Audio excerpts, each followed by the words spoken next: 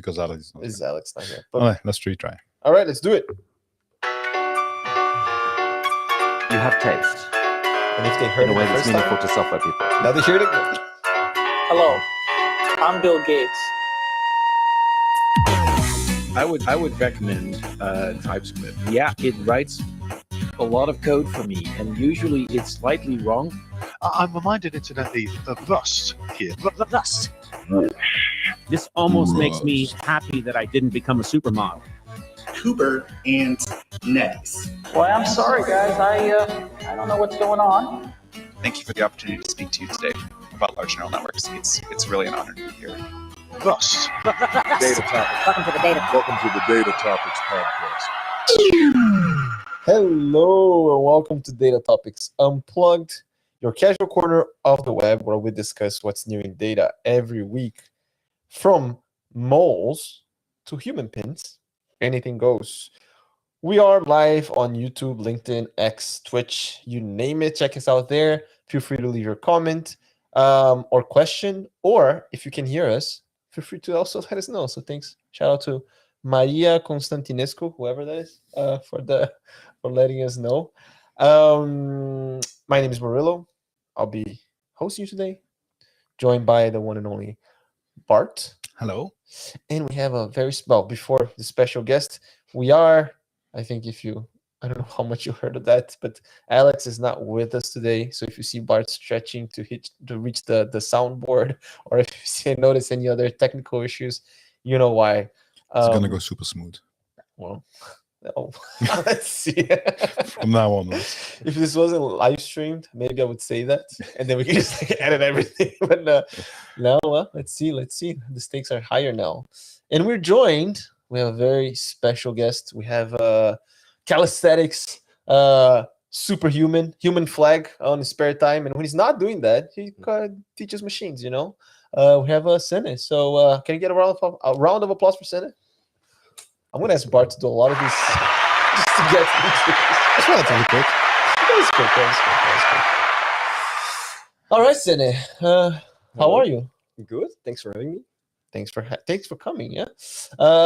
We want to share a few words about yourself. Well, yeah, I'm Senne. I've been at Dataroots for 2.5 years, I think now. Working as a machine learning engineer here, and then some calisthenics in my free time. You're right about that. What is calisthenics? People don't know. Calisthenics is a bit like fitness, but with your own body weight. So it's like pull-ups, push-ups, all that kind of stuff. For me, it's a fun way of doing fitness. Okay. Oh, sure. I think it looks very cool. Yeah. It looks very impressive. Yeah, I can do that. What he's doing right there. Not yet. Not yet. That's like a planche. It's like one of the hardest things to do. I was practicing on it yesterday, actually, but oh, really? I'm not nearly close. So I can do the plank on the right sometimes. On a good day. That's like 1% of the planche thing. Okay. It looks very impressive, like calisthenics. Yeah, there's a lot of stuff, and everyone that you see is like ripped. Yeah. I also have the feeling like when I think about calisthenics, like you hang with some friends in the park. Yeah, right. All ripped and you're just hanging off from just equipment. chilling, But there is a park here in Leuven, like at Sportwaal. It's like 5 minutes from the office. So and there you literally hang from stuff. Sure. Yeah, actually, I asked Bart if we could install a poll here for Senne to do a human flag, but Bart said no. So I did not say no. So that's if anyone is like, we want the human flag, you have to send an email to Bart. No.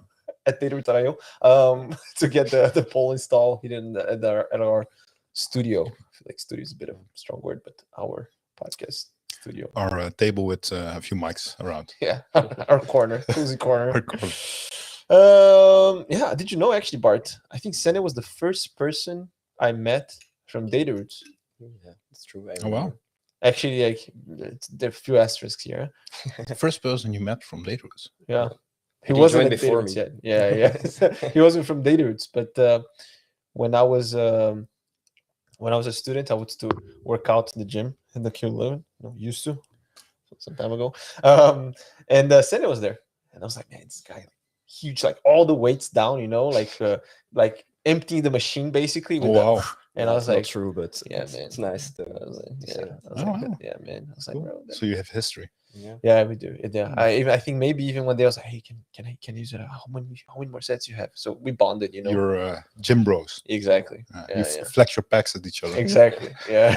And I think I actually know your Leuven buddy when you joined as a student here, like Thomas. Ah, okay. You knew him. Yeah. I know. Oh, I see. Do you have interesting gossip? No, it's not. Just doing it. Maybe we can talk after. But yeah, very true, very true. And more than that, Senne, you're quite famous, no? Starting. Yeah. What I mean? Did you know this is famous part? I heard a few things over the last weeks. Yeah. What did you hear? I heard there's this famous television show series, The Mol in English. Let's see if I can put it up here as well. Maybe I'm not the best place to give a description of The Mol. But yeah, tell us, Senne, what is The Mol? What is The Mol? Well, I can explain. So it's a popular TV show in Flanders, and there are always each year there are 10 participants, unknown people, so not like famous Belgians, and one of them is the Mol. And over the course of a couple of weeks, they do all kinds of challenges. They try to raise money by completing those challenges. But the Mol, the one person among them, he tries to sabotage everything without getting discovered. And in this year they wanted to do something with AI, so they reached out to us, and their idea was to make a sample of all fake voices of the participants, fake AI voices, and blend that together with the actual voice of the Mol, and then show that or make one of the participants listen to that sample, that whole mix. And the idea was, of course, to make the Mol indistinguishable from the rest. But that's a tough thing to do, of course. It's kind of like the game that was very popular in the pandemic. Is it Imposter? No, the one that's like the sus. There's always one that is like infiltrated, and it's like on your smartphone. I think so. Yeah, I never played it, but I know the name. Well, to be honest, the Mol is I never really. Yeah, but it's popular in Flanders. I think every episode has like 1.5 million viewers or something. So really cool. For Belgium, that's pretty. Yeah, it's quite a lot. It's like 90% of Belgium. No, but this is really cool. And actually, you talked about, so you mentioned it was AI generated voice. Yeah. And last year at the RootsConf, you also presented that. Yeah, true. By that time, we actually already. So I did that together with my colleague Sophie, who also had a big part in the Mol. So shout out to Sophie. Yeah, couldn't be here. Yeah, and yeah, we did a presentation at the RootsConf. Afterwards, we also joined on this podcast for like 5 minutes, I think. So he's a podcast veteran. A friend of the show. Friend of the show. Yeah. Thanks. So we have some experience with that now. Very cool. Very cool. By some people, Vitale and Issam. Vitale is Paracello and Issam Sadiq. The name of the game is Among Us. So thanks for the support. Pretty cool. And you also were you on TV as well? Or Jonas was on TV, but I felt like Jonas is just trying to steal the spotlight. You know what I'm saying? Refrain from commenting. I don't confirm nor deny. Yeah, it was in Café de Mol, so it's like a show behind the actual show where some famous people in Belgium discuss what happened in that episode, and also the one candidate that was eliminated from that episode, he or she joins at the table and just talks a bit about the Mol, and there we got like 2 minutes of time to talk about what we did. Nice. So you generated deepfake voices from all the contestants, basically. Yeah, from all of them. Yeah, including for the Mol, because also we weren't allowed to know who the Mol was. Interesting. And top secret. How easy is that these days? Well, like the voice characteristics or like the sound of the way your voice sounds. It's like the mannerism. Yeah, I would say like I don't know the exact term, but the color, the voice color or and tone of voice, that's quite easy to reproduce these days. But like in this particular case for the mole, we had a lot of different accents from Flanders. Okay, well, gonna try. So you had a lot of different accents. You had like West Flemish, Limburgs, Antwerps, and it's really difficult to go from text to speech in a specific dialect. So the way we approached this was by letting other people say the sentences and then transform their voice into the voice of the candidate we wanted to recreate. Which is voice transfer, is that right? It's a voice transfer, actually, yeah. Okay. So that way you can, it's easier to get the dialect right, to get the intonation right, to get the way of speaking actually. Like how would this person sound if you would have the local dialect? Yeah, indeed. Okay. So for each candidate, someone else spoke in the specific fragments. So one person did it in West Flemish, another one did it in Ghent, and then each of those was transformed to the target candidate for that dialect. It's pretty cool. Maybe Vitale Sparacello again. Does this mean that you knew in advance who the mole was? No, we did not know, because we created fake voices for all of the candidates, so including for the mole. Then we delivered all those samples to the production team of the mole, and they made a mix and they sent it back to us. So if we really wanted to know who it was, we could compare the samples we gave them with the ones we received back, and then we could have, in theory, deducted who the mole was, because in the ones we got back, the actual voice of the mole was used, so they differed a bit from what we gave them. But we didn't do that, and we tried out some tests. We listened to it. And also some technical tests. Yeah. But the result was always a little bit different depending on what kind of test we did. So it's not like we're 100% sure of who the mole was. And also, there's a blog article that you've wrote up. It says Sophie, but Senne, shout out to Senne and Sophie. Yeah, it's mainly the work of Sophie, the blog post. No. Steal She's the not here. spotlight. She's not here. She's not here. It's fine. And it really was a team effort from you and Sophia. Yeah, indeed. Yeah, and I think so. For people that are interested, I think you talk a bit more about the technical stuff as well. Tortoise TTS is like a framework, and getting a bit more into technical nitty-gritty, right? Yeah, so here we explain it. First, we tried the text-to-speech approach, where we start from just written text and try to transform it into the target speech. But as I said, to reach different dialects with actually less than 1 hour of data per person was just not possible. Actually, we got really good results for the host of the show, for Jill de Koster, because for him, he speaks like very general Dutch or like Flemish. We had a lot of data for him. We had also good transcriptions for him. So for him, that approach did work, but not for the candidates, because they don't speak like nice Flemish. Maybe a question as well. You're talking about Flemish. Is there a big difference from maybe research or from your experience between English and Flemish for these things, or the language, does it impact a lot the quality? There certainly are some models that are purely trained on English. Some of them are multilingual, but then often when it's multilingual for Dutch, you have like the Netherlands kind of Dutch, not a Flemish Dutch. So in terms of quality, it does have an impact. I think I actually saw for a GPT-4o right now, there was also, I saw a clip of someone asking it to speak Flemish, and it was just Dutch. Oh, really? So maybe should we play something very quickly here, just to kind of see how it looks like? A little sneak peek.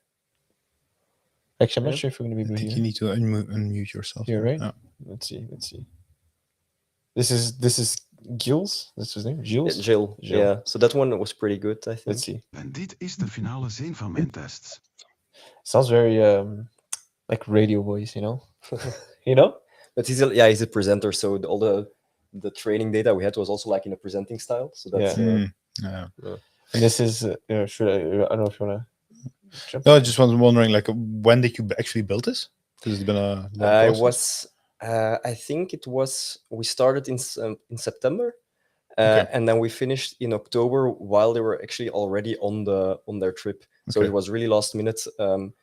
There was a possibility that it wasn't going to be shown in the show because until like 1 week before the actual when they were going to use it, we didn't have anything Okay. that was working. Yeah. So it was kind of last minute. And so you built this, let's say, roughly half a year ago. Like, Yeah. How it's a fast evolving field. Like, would you tackle it the same way? Would you do it differently today?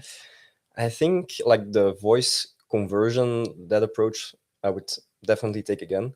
Because I don't think the dialect problem is solved for text to speech right now. And then I don't know exactly the state of the art right now in detecting fake voices. What models are available for that right now? But one precaution that was taken in the Mol as well was to add kind of a filter on top of the total mix to make it a bit more. To make it harder to distinguish the actual voice for people analyzing at home. Yes, indeed. Yeah, or because even though it armchair data scientist. Yeah. But can you, like, when you say add a filter on top of the voice? You mean like? Yeah. So actually, they played it through a car. So they the car stereo. So it was like how do you say it? Like a cell phone filter, when someone is speaking to you through a phone, it's a bit distorted. Yeah, and that was the same with the samples we. I see. So when they say filter, you mean more like like they use an external speaker and record that. No, just because that's kind of what it's I thought. Like pictures that get reshared and get more pixely every time. Yeah. We take a screenshot of a screenshot, and then or when you take a picture of the picture, and then it's like No, but just to be clear as well for the people that maybe thinks a bit add a filter is a bit cool. But like I think also there's a bit of I think segueing a bit to deepfakes in general, and now we're talking about voice, right? But there's also a bit of a, let's say, opportunity for bad agents, let's say. Yeah, absolutely. Right. Phishing will never be the same again. Exactly. So what are some concerns there, or are there any measures, are there any things to safeguard these things, or? Well, I think that's a big question. Because for people with a lot of audio data available online, basically anyone can recreate their voice almost perfectly right now. So it becomes very convincible, especially in English, and for people that speak in a normal dialect, you can almost perfectly recreate their voice. And in theory, you should always ask consent, which is what we did as well, just to be clear. It's a challenge going forward. And I also think this is not, I haven't read this thoroughly, but apparently Scarlett Johansson also there's a bit of friction with OpenAI. Yeah, so in the GPT-4o model, there are like 5 new voices, and Scarlett Johansson has the opinion that one of those is freakishly close to her own voice, and it's a bit special because OpenAI asked her to do record for one of those voices, or she's the actress in Her, which is a movie about an AI which is played by her. Indeed. And there is one voice that is pretty close to hers. OpenAI claims that it's the voice of a voice actress, but they want to guarantee her anonymity. So it's But leading up to the release, they contacted Scarlett Johansson to ask a couple of days before, would she be okay with it. And I think, but even before, I think then a couple of days before again, I think it needs still a couple of weeks or months before, then a couple of days before, and then they released GPT-4o. But I saw today actually an article of the Washington Post, and they say they saw some evidence that indeed they contacted someone else, that there's another voice actress who. Yeah, they're saying now that that some records show that there is actually a voice actress that was hired to do this, but indeed. it's all very vague. Like it's also Yeah. it was released. Some Altman tweeted her, like just the word her. Like it's very Yeah. It's a bit shady. Yeah, I was trying to open up here. That's why I was struggling a bit because there's a paywall. So, but that's the. I was going to link the articles there. So for anyone that is curious, but so it sounds without any proof that there was actually an actual some voice actress. Like it sounds very shady. Yeah, I think it is. Yeah, it is. It is very shady. The likelihood is that there is someone probably out there that speaks very similar to me. Right. Yeah. If they really look for it, especially if someone like Scarlett Johansson is like, okay, you have a voice double or something, you know, like yeah. But even there, it's like if let us assume that there is a voice actress that where they explicitly mimicked Scarlett Johansson. That's also fishy. Well, it's fishy, and I think there's also legal precedent that is not allowed. There was this case a long time ago, motor company, I want to say Toyota, I'm not sure, that did like a song. Advertisement, a song where the artist that they had pictured didn't want to do it, and they had someone mimic her. Oh, really? And it got the artist got it was ruled in her favor, which I think is good. I mean, intuitively makes sense, right? It intuitively makes sense. Yeah, if it's explicitly to mimic this individual person, Scarlett Johansson here, like, and everything like very much seems like Sam Altman tweeting out her when it gets released, like it's a bit indeed, it's hard to say that you're not trying to mimic it, right? And it's like even if we reached out to her like a few times, and like we really think about like her the movie and her voice. It's like really like when it ended up like it's on accident, whoa sorry, I guess there's some similarity there. It's everything can happen, huh? And that's the thing, is like people that just listen to the voice probably didn't even like, they immediately thought of her, like Scarlett Johansson, right? So it's like, but I've also heard people say that they don't think it sounds like her at all. So it's I hear the resemblance. I can't judge it all. I have no clue what Scarlett Johansson sounds like. I just heard 2 different fragments. But I think what the discussion on this is also a bit like the broader ethical debate, like where OpenAI started from, we're the good player, we're an open research foundation, I want to do this for the greater good.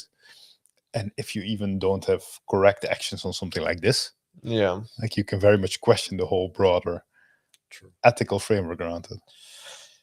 Very true, very true. I think there was actually one criticism I heard from Elon Musk, that he I don't know if he was one of the founders or he invested in OpenAI or something. Is this?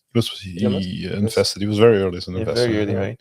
And I remember I think I saw a tweet from him that he said like, I invested because I really believed in open, standards and all these things, and now the company's against everything that we started, right?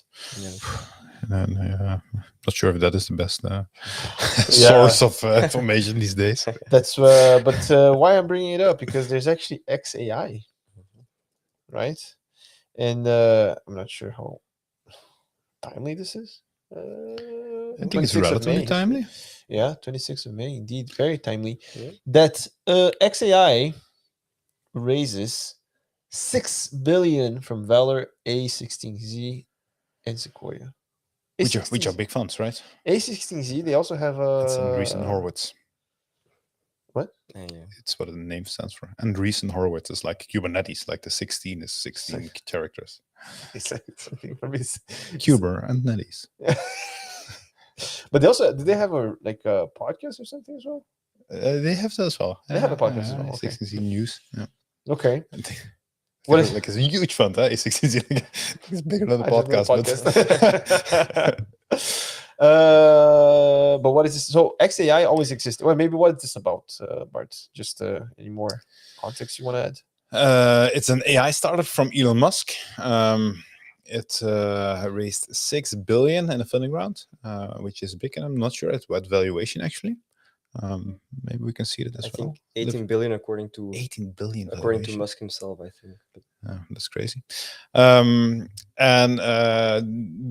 well, I think it's Musk's attempt to have a competitor to the likes of OpenAI and Anthropic, stuff like that. He market it's very much as this is gonna be the answer to get the truth on the table. This is gonna avoid all the fake news and hallucination, and this will get you to get the truth to the people. And I think that is Musk's rhetoric on this, but it's very much in Musk style that it's brought, and everybody knows where we're at with X now, right? Yeah. But this is X.ai. Ah, it's X.ai. Yeah, this is X.ai. Man, I'm gonna buy all the X dot domains. Just have it, you know. Just like you can make some money off of it. Just saying. You know? And I think like what it looks so X, the Twitter shitter, has Grok, which is their LLM model, and I think this is also a bit of an attempt to bring that ability to a broader audience, the not X user, like and it's like it is tied to X, like the Twitter, right? Like the company, or I don't know if it's actually the same model, but I would assume that they're sharing some resources here and there. Yeah. Do you have any high hopes that this actually would be different from the big players, what they're doing? Do you think it's gonna add something new to the table, to this space of models and all these things? There's going to be even more news on Musk. I think that is what we can assume from this. I don't know, man. I'm tired of all the Musk news. Yeah, let's see. I feel like let's see. I don't think that this will make the change. I think, but I'm surprised that there are so huge funds that clearly do believe in this, and are putting $6 billion on the table too. Yeah. Yeah, and also he's able to create big companies. Maybe they're like, yeah, this one will take off as well. It's AI. Yeah, but I don't know. I just don't know his fascination with the letter X. It's like a whole other topic. SpaceX, change Twitter to X, now XAI. Like, Jesus. Maybe you can buy X dot space. X dot, is this dot space? Is that a thing? Yeah, it's a thing. Yeah.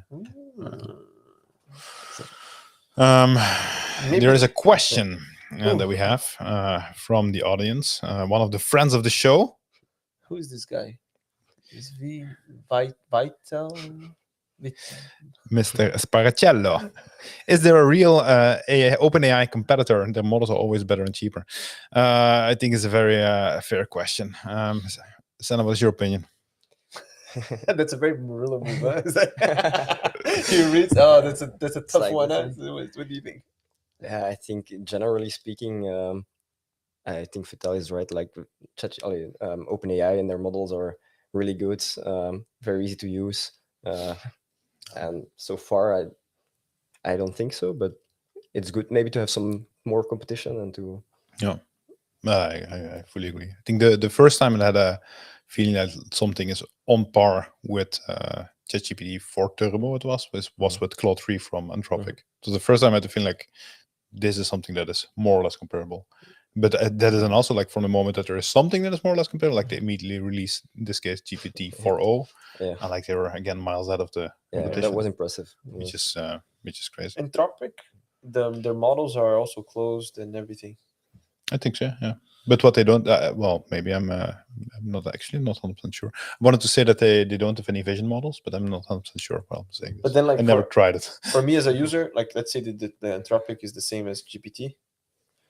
Why would I choose one over the other? Choice. Maybe also the platform that you're on. If you're on AWS, Anthropic makes much more sense because of their partnership. If you're on Azure, you're probably going to go for OpenAI. So it's more like the context around it. But it's like, okay. No, that's fine. Is the pricing the same? I don't know by heart, but let's say at a reasonable scale, it's more or less the same. I think from the moment you truly scale up, I don't know. So I think what I like on OpenAI's pricing when it comes to talking via the two models via the API is that they always, when their newest model comes out, it always becomes the cheapest. Which is very smart because like it pushes people to use it, to give feedback to the new models. the new models. Yeah.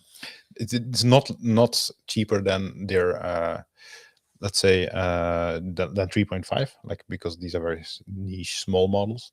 But it is like GPT-4o today is cheaper than GPT-4 Turbo, for example. Which is interesting. I think it pushes people to try the next new thing. Yeah, that's true. And I think also it's like, if you think of pricing, is a two-way door. Huh? They can always adjust it. It's like, okay, get the feedback, and now it's okay now. And also, it's good to get the word out, right? I think they want people to always be thinking of OpenAI for stuff. Yeah, it's efficient. Maybe more on OpenAI then, since I feel like we try to not talk about them, but just it's hard, huh? Yeah, it's hard. Huh? It's like these days, it's very difficult.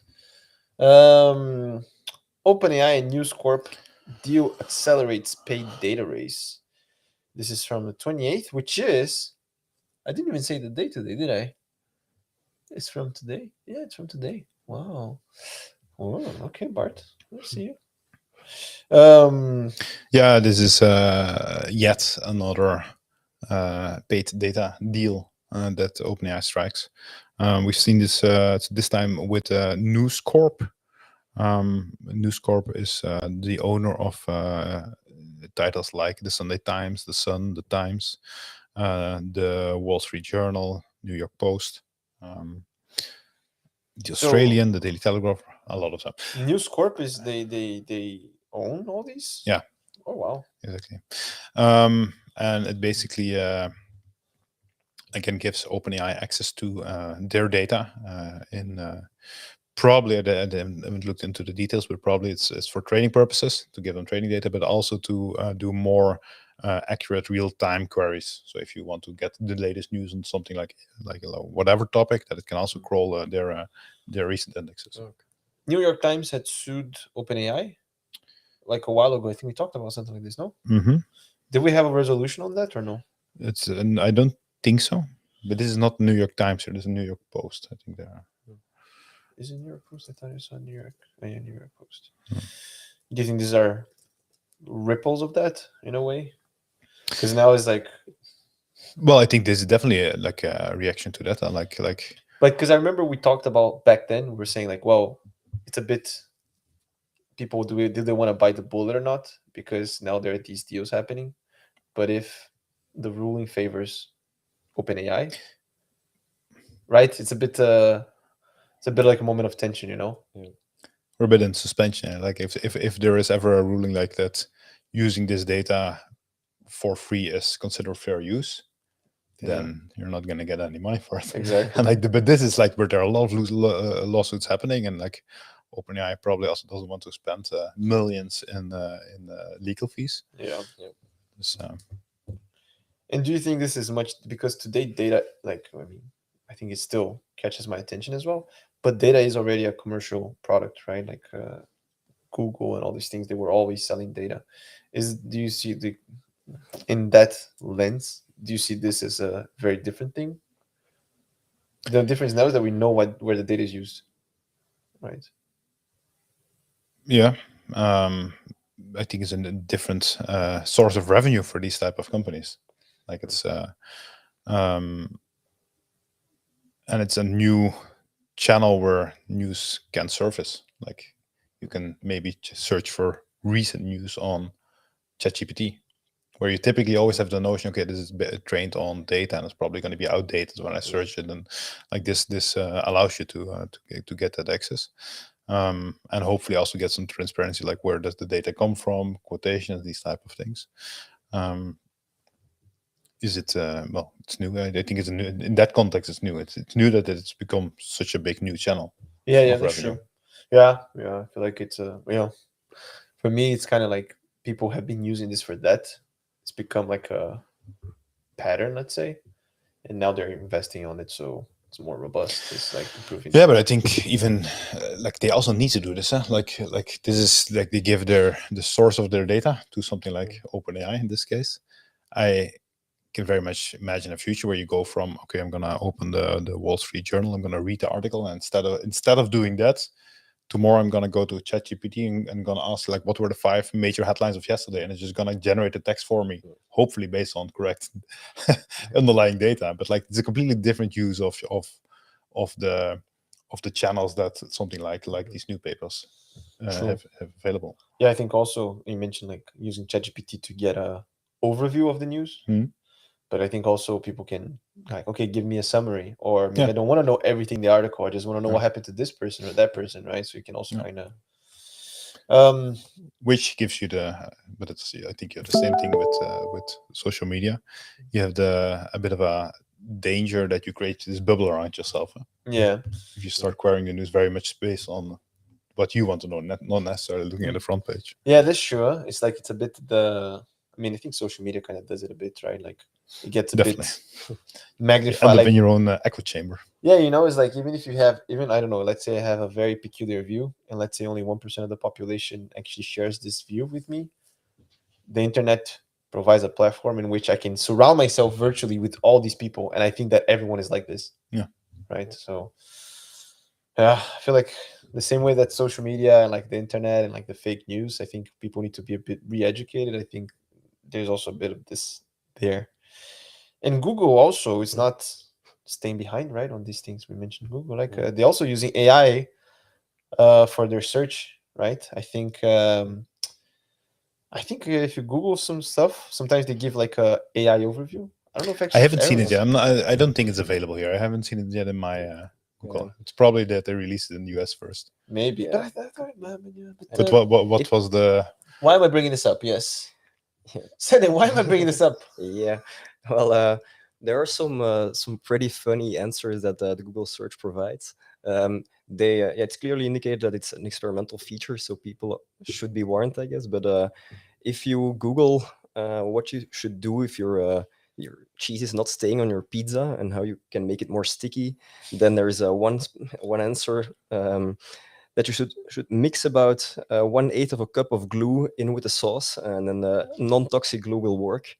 And apparently it's based on a Reddit thread from more than 10 years ago, where one specific user advises exactly that. So user called Fucksmith. Bart just likes to mention that. Nice detail, yeah.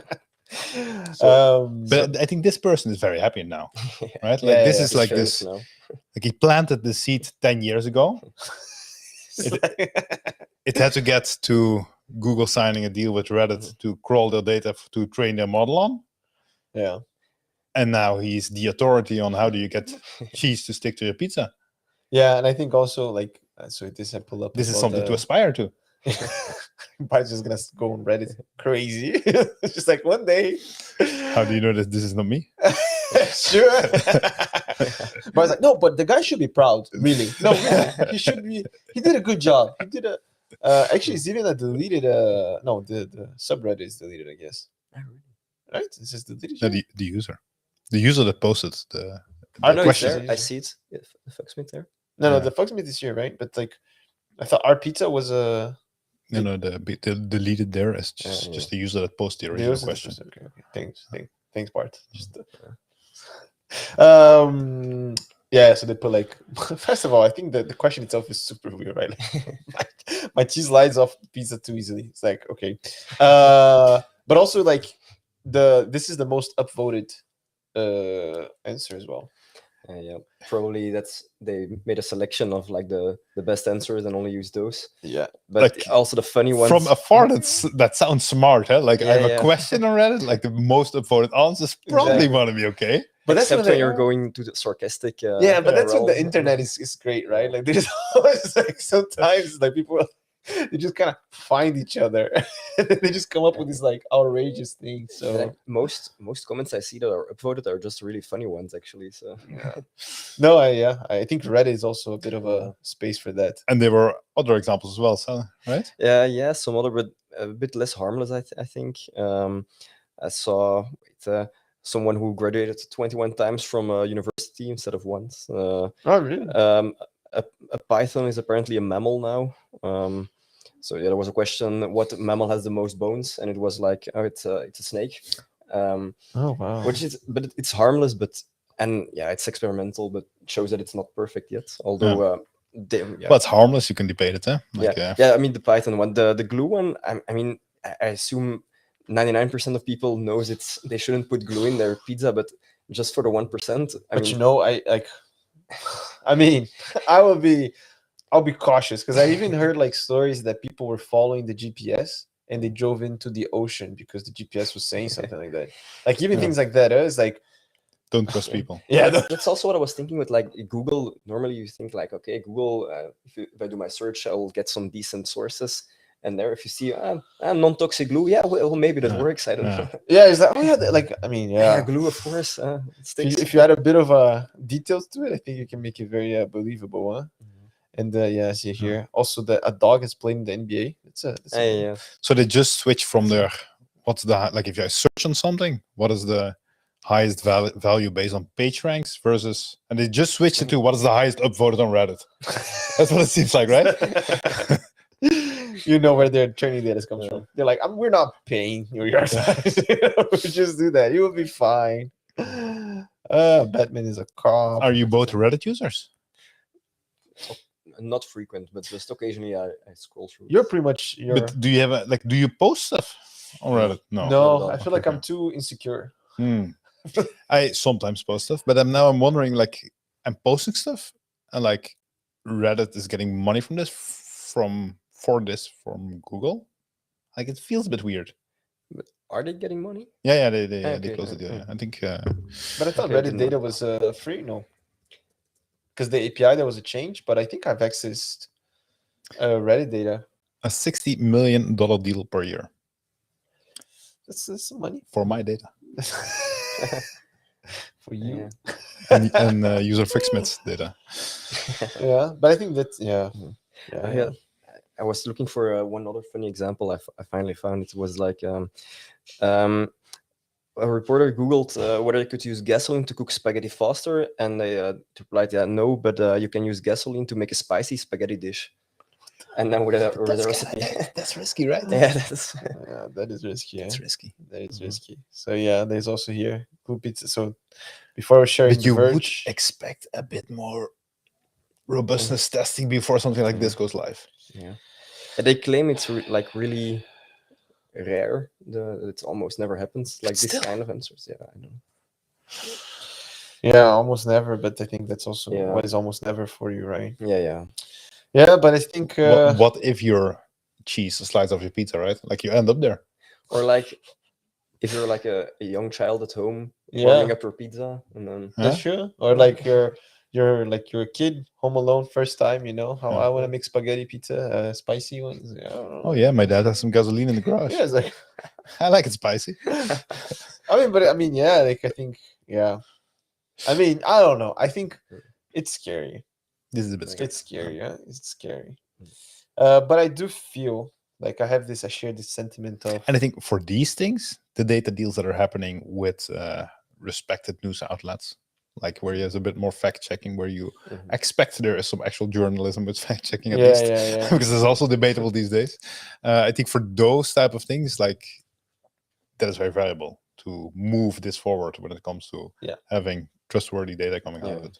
But I think like so, Google has a deal with Reddit. OpenAI has a deal with the News Corp.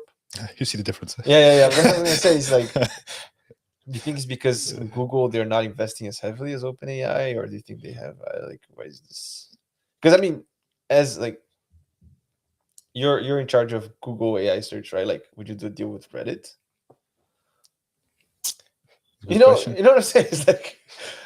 Maybe the person is not a Reddit user, right? So it's just like, oh yeah, Reddit. There's a lot of people there. Yeah, it's user base, like it's like Stack Overflow, Q&A style. Yeah, like, upvotes. Exactly. It sounds like it fits our purpose. It's like Stack Overflow, but for everything. Like, wow, this is great. You know, it's like.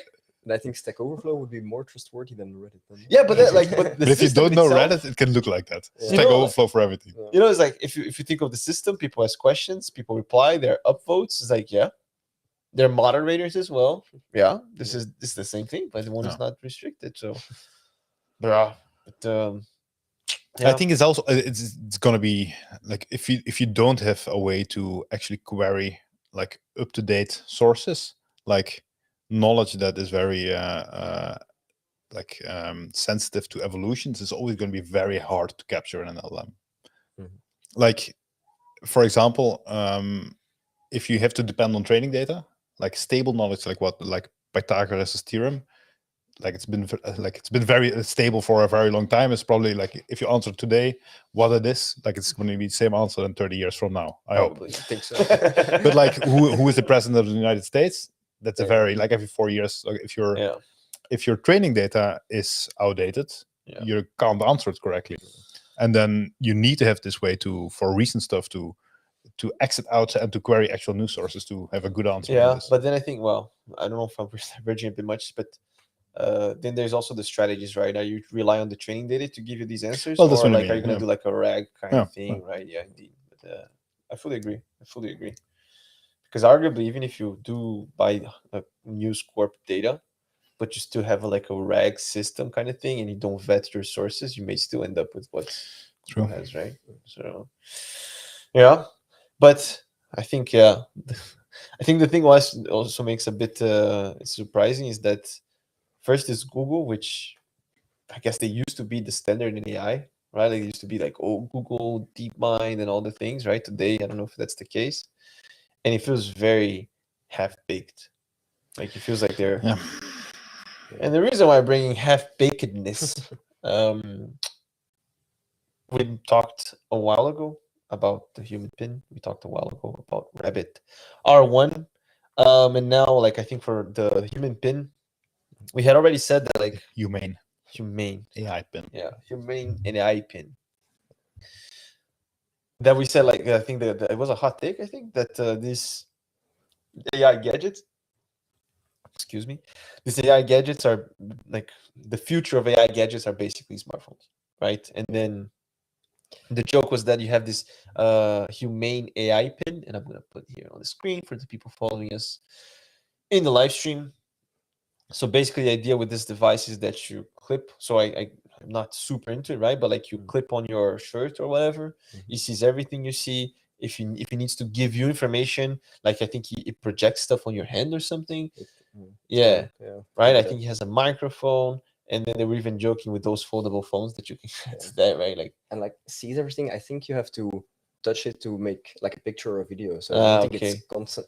I think it's not. No, it could be So, but yeah, there was this whole hot take, right? That these are just like okay, this is cool, but really the future is just gonna be phones, right?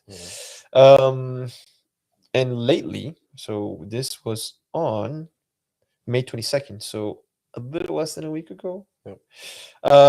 Humane is looking for a buyer after AI Pin's underwhelming debut. What is this about, Senne? Yeah, so apparently the direction time is quite slow. There are some hardware issues, and they're now seeking to sell their startup for about $1 billion. So it's already quite expensive. Yeah, it's like it's not. And yeah, I looked a bit at it. I think the humane pin sells for $600 or $700 right now.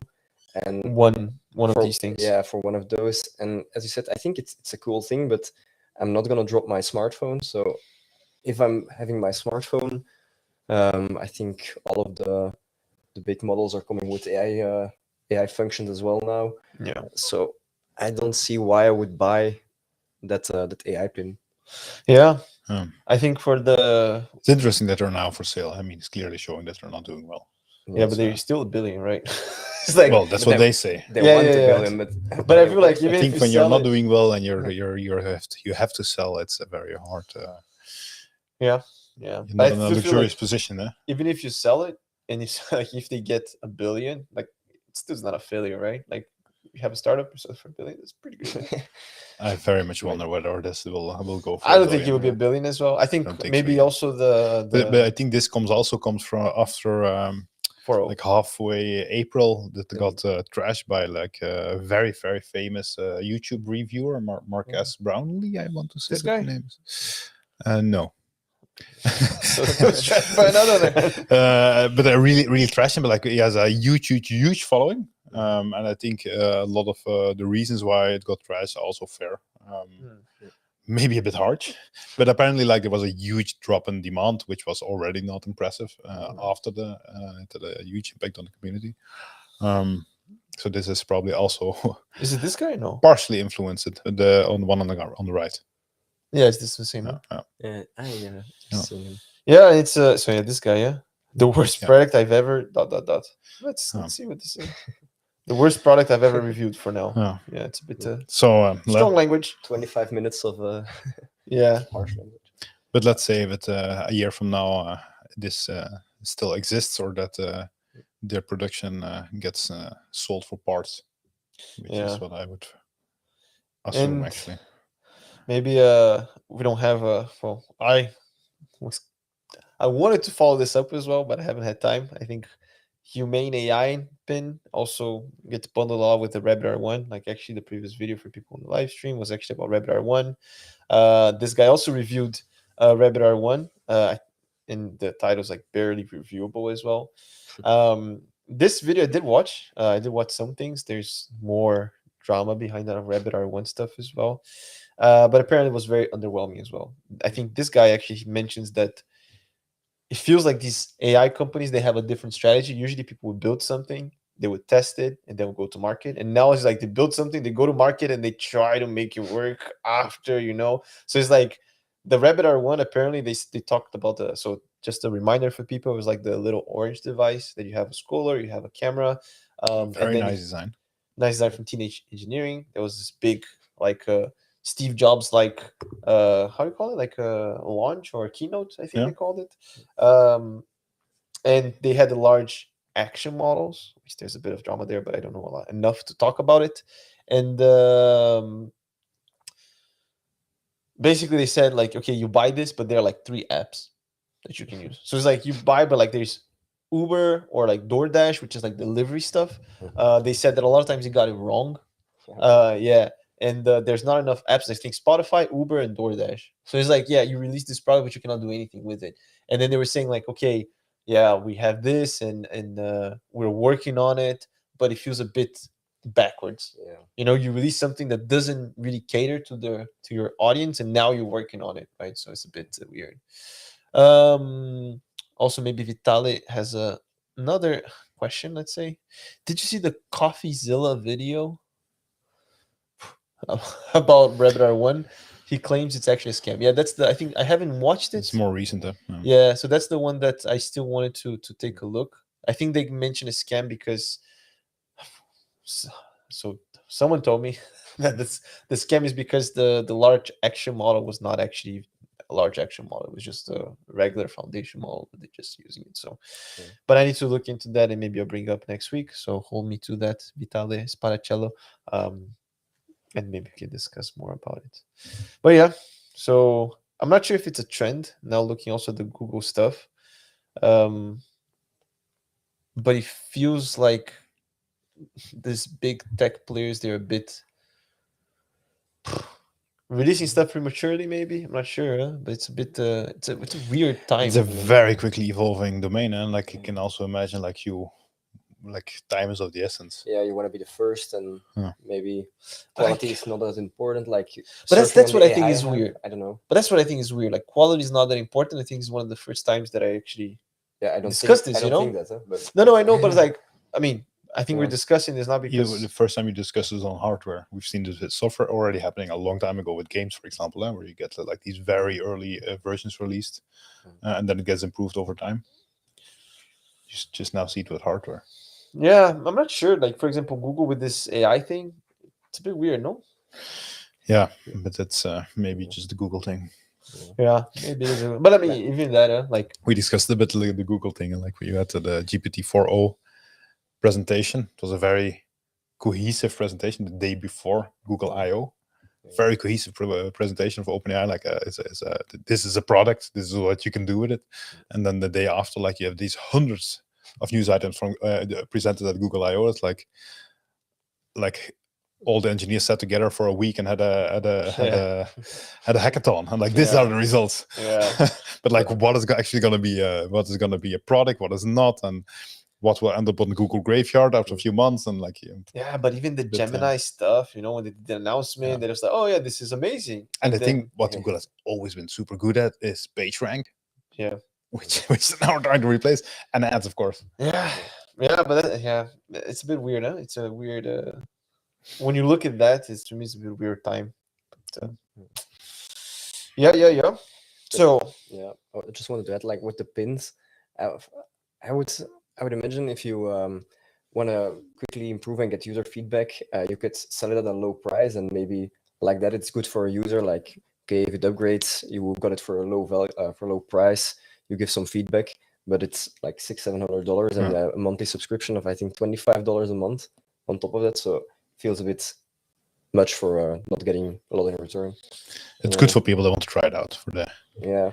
Well, if it would be cheaper, it would be nice, like a deal. Okay, you get to try it out, and then after a while, gets upgraded and gets better. But yeah, I'm still much more a believer in. I have my iPhone, I have my earbuds, and like we need Siri 2.0. Yeah. And that like will cover a lot of these things that the R1 and yeah, you know, it's and funny the thing. Humane, and like all of these, like an AirPods and iPhone are very much like it's normal for everybody. Yeah, the R1, that was one part of the video that he's talking about. So basically, like there's a scrollable thing, and he said that the scrollable thing is very slow, which makes the experience a bit, you know, not great. Laggy. Yeah, and I think the way you go back, the navigation. So he goes a bit about that, or typing or something, and then he was like, "Yeah, but what if you could use the screen as a touch screen?" And it's like, well, actually you can, but they only allow at a certain moments, right? And it's like, oh, why would you only allow certain moments? And it's like, well, maybe because if you did that, it would look too much like an iPhone. And I think in the end, it's like, I think the iPhone or whatever smartphone, it is the most flexible design, right? And I think to try to go away from that, because now you want to do like a AI specific hardware, it's a bit like it's just marketing, right? Like if you have this, I think there is something to say for that. Are for people that need a more distraction-free environment, there is something to say for that. The modern laptop and phone are not that. Right? But I think, but then it's I not think like there may be something like that potentially can play a purpose. But then it's not like an AI focused device. It's more of a focused device. You know what I'm saying? Like, but maybe AI can very much empower that. No, it could. But then I think it's like the Rabbit R1 is like, it was a like a phone, like a redesigned phone, thinking of these large action models, right? Like that was the big claim. And I think for me, it's like, yeah, okay, that was purely just marketing. Yeah. I would just buy it for the design. Yeah. And for the cool new gadget, how do you say? Like hype? No, not hype, but you know, like the shiny new thing effect. Yeah. The Rare one is actually not that expensive. I was tempted to buy it just to give it a try, but I was like, no. And I'm actually glad that I didn't do it. But in any case, that's actually interesting. It's also relatively recent when it comes to distraction-free devices. There is the Daylight computer. I think you can go to daylightcomputer.com, and they are trying to build sort of an iPad-ish device with like e-paper that you typically have like on your Kindle or on a Kobo e-reader. And like they're trying to marry these two type of use cases where you really have this real-time, fast refreshing e-paper on an iPad-ish device. This is the, put him on the screen. Yeah, it's actually the headline is "The Computer De-Invented." De-invented. Oh, right. Designed for deep focus and well-being, but like with the same set of more or less functionality. Yeah, so I think your description is good for people following. We can put the link on the show notes, but people following just on the audio, this looks like a a bit like something in between an iPad and a Kindle and a Remarkable tablet, like it marries these things. Yeah, it looks like an iPad but with the screen of a Kindle. Yeah, but more Kindle is like it takes a long time to go for a new screen, right? Like more. But the screen as in like the look, like it seems like it's black and white. And see all these things.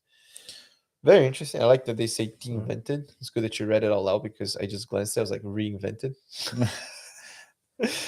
Yeah. What else do we have?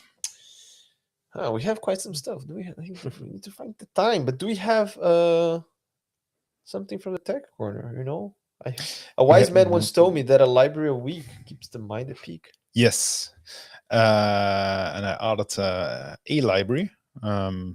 Didn't have a lot of inspiration, to be honest, but I read this. I think it showed up somewhere on my, I want to say Twitter, maybe Mastodon. I'm not sure, but it's a PostGrest.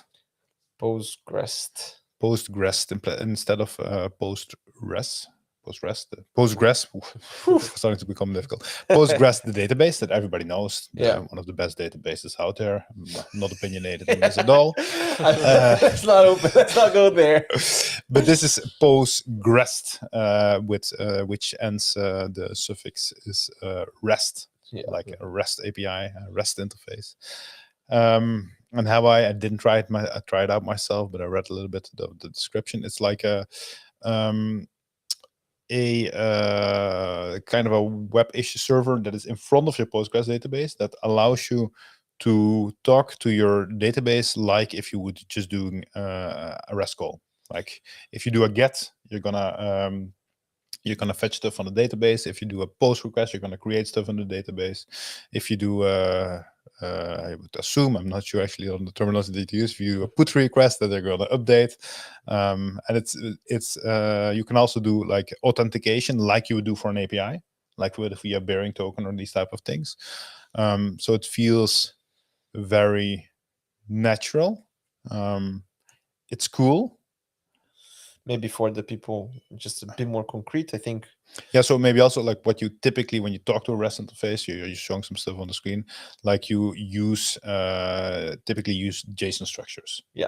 So when you create something when you do a POST request, you send a JSON structure there, and the JSON structure ends up in some way in the database. If you do a GET, it's going to give you back a JSON structure, which is typically very easily mappable to data classes in whatever language, like a dictionary in Python or object in JavaScript and these type of things. I'm not sure if I'm not 100% sure on like what is the main use case of this. I actually have a very nice use case for this. Okay, I'm interesting. Well, maybe just very quickly, like for the people, like basically the rows that will return from the query is like a list or an array of JSON structures with a key is the column name and the value of that column, right? So also this is not, I didn't know, like this was not possible at all with Postgres if you don't use this. You can just talk in SQL to Postgres. That's what you typically do. In Snowflake, so here you have something called external functions, which basically exposes stuff as a REST API. Actually, it's a bit different, right? Because actually, it is different. So I'm not sure if I have a good use case. But bear with me. What would the use bear case with be? me. So in Snowflake, just to finishing this part here, the idea is that you can have like a UDF, kind of something that looks like a function in SQL. User-defined function. User-defined function, yeah. But that actually what the function does underneath, they just make an API call. Okay. Right. So from Snowflake SQL, you do a API call to somewhere, and you integrated it. Exactly. Right. But it's like, it looks like a function. I'm gonna explain what the use case I thought for this. Yeah. Because I think that is actually slightly different. The use case for this is for machine learning deployment. So there's also another, I think actually you posted this MindsDB that they actually have that's the first time I had seen it, this approach. Share this table instead. The idea is that a lot of the times models are deployed as a REST API because they need scales and all these things, right? All the goods. And then the database actually makes a REST API call for that machine learning model. Then it's hosted, it can scale up even if you have like a batch thing, right? And you can have specialized infrastructure. So if you need a GPU for that, whatever, or if you have even LLMs or something, it's all there. And then like everything is just SQL for you. Like even you can, if you really want, and that's something that's an idea for a little POC and maybe do a presentation about, is like doing a full end-to-end pipeline just with DBT and these external functions. You can have like a DBT project that one step it makes these external function calls, and then in the end you have your predictions there. It could be LLMs, right? And I think this is something that like MindsDB also helps with, right? But in the end, it's just like a REST API. It's a REST API in front of your database, and like I'm thinking, like typically, not always, of course, but like if your application logic and you have a database behind that, it's like your typical use case. Yeah. And like this to me then just seems like another abstraction layer in between. Yeah. That's what it feels like. Like you can directly talk in SQL in PostGrest native protocol, and like you don't need this at all. But you can maybe say like for that specific use case, like you maybe say like for typical developers, like they will be accustomed to HTTP and maybe not to Postgres, but it's like it feels a bit like a reach if you're going to develop this product. Maybe you can say the use case like I have this application like tens of different databases that I need to talk to, and like then HTTP becomes a very nice like REST becomes a very nice abstraction layer. Yeah, I'm also thinking like if you have like you again think your machine learning world, right? Like you have, I'm not sure how fast this would be, but if you have like a real-time application, so for example, recommender system, right, real time. Whenever you make a request, I probably want the history of your purchases in the past, and then maybe I can make an API call for the database instead of like actually having the integration, all these things. Maybe that's fast. Maybe that's easier to set it up. It's a big abstraction layer just to do that. Why don't you just do it in SQL? Like, I mean, that's what I would ask you. And then But then like you would do like, I mean, would you, because I still have the like, okay, so I have an endpoint. Yeah. It's Python because I'm building a model in Python, and this is okay. So like your model is served like it's a Python-based model, and it's behind an endpoint. Yeah. Okay. So behind an endpoint, you click on you log in. To what? To the platform. I need to give you recommendations. So the moment you log in, I need to get your. I'm a user on your platform. Exactly. Okay. So I need to get your purchase history. Okay. In my Python endpoint, you would use like SQL Alchemy or something to just fetch the stuff from the user. For example, yeah. Yeah, I guess you could, yeah. You can. Yeah, I'm just wondering if there's well, again, I guess it's like a SQL Alchemy versus a REST thing. I'm not sure if there's a. But it's Postgres native because SQL Alchemy translates to Postgres native protocol. Yeah. Which is always there. It's always going to be there, right? Yeah. And the question is like, are you going to put something in front of that just to not speak Postgres native? That's the question, right? Yeah, that's true. Yeah. Even though it maybe feels from a developer experience, if you talk in, that could be an argument. Like REST feels more, it's easy understandable, maybe more transparent. Like it's easy to understand what is happening.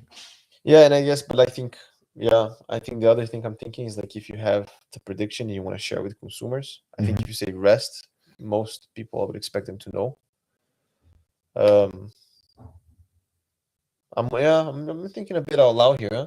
But I'm thinking like, okay, so I have predictions there and I want to serve it to people, and maybe your team is only using REST for everything, or maybe your team doesn't use Python, or maybe your team doesn't use this or that. I guess maybe exposing a REST, but in the end it's just an abstraction layer, right? And most people, I guess, would be familiar with SQL. Well, that's a question. I think it's cool. It's a cool library. Yeah, it's cool. Yes. Yeah. Cool. Indeed. Maybe if someone has an idea for this, for how to apply this is curious. But actually, in this, just to be clear as well, the UDF thing that is actually a REST API call, this is not covered in this library, right, Bart? Like what I showed from Snowflake, this is not covered at all. Like the other way from SQL to a REST API call. Yeah. Also, and no, this is the last thing I'll say about this, Bart. I promise. I know you're eager to move on. This also, like, this reminds me a bit, or made me think of like SQL model from Sebastian. That he also has the fast API, and I remember like the benefit of using SQL model is that you can, well, maybe I'll put it on the screen as well very quickly.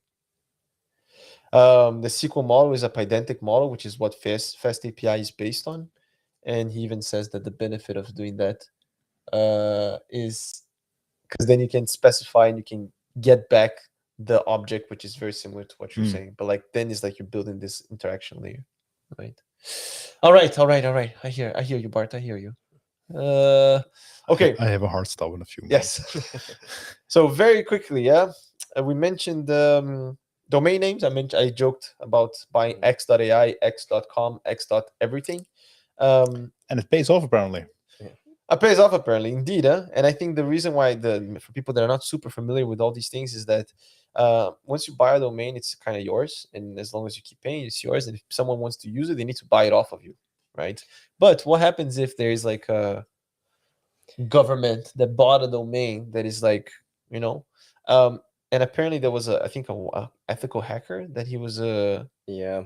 So domain name typically expires after like 1, 2, or 3 years, and then if you don't renew your purchase, then it just becomes freely available. And there was indeed an ethical hacker from Belgium who bought, I think, like expired domain names from police regions, from like hospitals, government agencies. I don't know exactly what. I think he bought a lot, a couple of hundred domain names, I think. And then they just he watched actually for mails coming into that domain because people were still using those email addresses, and he got a lot of sensitive information. So just by buying those domains, painful. Yeah. And actually, I've worked. My thesis was my master's was on the detection of fake web shops in the .be zone, and that's actually like a common practice to just buy old domains. I remember there was one site on, I think it was called wandeldroom.be at the time, so it's like walkingdream.be, and it was like just a fake web shop. They buy random domains, but yeah, here especially if it's like trusted or seemingly trusted domains, that's really it's dangerous. Dangerous, yeah, indeed. And it's super easy. It's also just like a couple of 10 euros, I don't know, 10, 50 euros for like 3 years of a domain name. So. Yeah, domains are very, very cheap. Yeah, so indeed. You can just buy 100 of them. So I'll tell you now what is available. Quickly doing like a domain name check. Like overheid.gent is available. Overheid means government. Ghent is a big city here. That's available. New business model for a database. Yeah, right. Like put your credit card here. Wow, that's never thought about this security risk. Yeah. Well, if anyone from Ghent is listening, let's make a petition to. I'm gonna check if tomorrow is still available. Okay, let's do that, and then we can follow. I see the glint in your eyes. Well, you looked at me like he's Brazilian. I'm sure he's one of those. All right. On the interest of time, are we okay to move to the hot take? Yes. Oh, hot. Sizzling. What do we got, Bart? We have here that humans now share with the web equally with bots. Report warns amid fears of dead internet, and I think dead internet is what catches our attention here.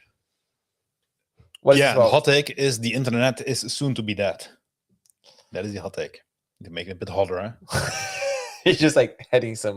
This is an article by the Independent UK news site, where it states that humans share the web equally with bots, and that there are fears of a dead internet, and the internet ruled by bots chattering to each other. But do they, like when they say bots, is just like crawling the web? Is it generating content? Generating content. Yeah, and especially now with it becomes very easy to generate authentic looking content now. But if there's a person behind that is like prompting or doing these things, it's still considered a bot. Still considered a bot. Okay.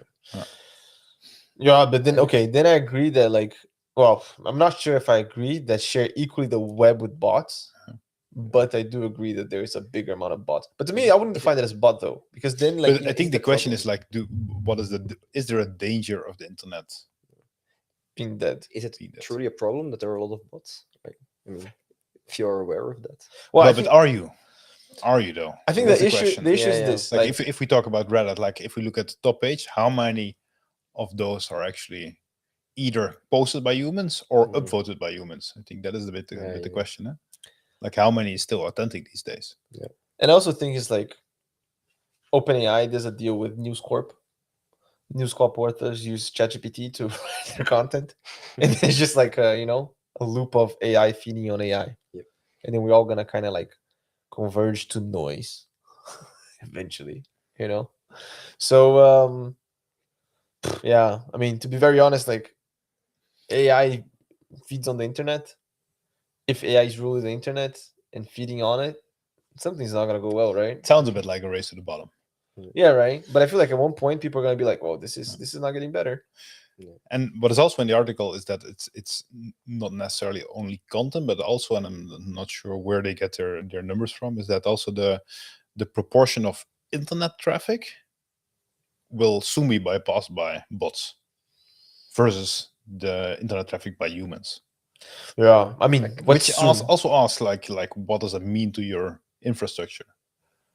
Because the scaling of the amount of humans, and maybe if we ignore the technological progress, I mean, it's not exponential. Bots very much have the potential for exponential growth. Yeah, I do think that at some point it's gonna happen, to be honest. I feel like these things get more and more accessible. Yeah, I'm not sure. It's a bit unsettling to think about this. Like if you have bots and you have more and more and more, and it's gonna be crowding the internet in a way. Yeah, it's a like, to me, like the Reddit example is a relevant one. Like you don't know like what was created by a human or a bot, and like or what was it, and if it's a bot, like what were the intentions? You also don't know this by a human, but like you can do this at a very large scale. Yeah. Like I can today. I know you're a big fan of flip flops. You told me yesterday. Havaianas. Like I can intimidate you and create an automated bot on Reddit that really goes wild on all flip flop related posts, or maybe non-flip-flop related posts, like Nike shoe related post, and like on all Nike, really bash Nike and really try to push, what's the name of the brand that just Havaiana. And like if I as a person do that, like it's super hard for me to get any noticeable traction, but I can tomorrow launch thousands of bots that do that on Reddit. Yeah, I see what you're saying. If I can get around the security checks and don't get blocked. But I think to me, like, it's just emphasizing more something that was already a danger, or like fake news and stuff, you know, like. But yeah, it's been on people's radar for a long time. Like the Russian trolls in the US election and stuff. But what we're seeing here is if that is 50% of internet traffic, that means that we never were able to stop it. Like it's on our radar, but it's only growing. Yeah, I think like it just kind of puts this on the top of the priority. Yeah. But I think the fear is not like that. The issue is not that no one really knows what to do with it. Yeah, that is true. Can you stop it? I'll leave that for the listeners. If anyone has any, if you agree, disagree, send Bart an email, bart@datatopics.io, with the poll request. Thanks everyone for listening. Thanks, Senne. Thanks, Senne. Thanks, everyone. Friend of the pod. And you want to hit the outro music? I'm going to hit it. You have taste in a way that's meaningful to software people. Hello, I'm Bill Gates. I would recommend TypeScript. Yeah, it writes a lot of code for me, and usually it's slightly wrong. I'm reminded incidentally of Rust here. Rust. This almost makes me happy that I didn't become a supermodel. Cooper and Netties. Well, I'm sorry, guys. I don't know what's going on. Thank you for the opportunity to speak to you today about large neural networks. It's really an honor to be here. Rust. Data topics. Welcome to the Data. Welcome to the Data Topics podcast.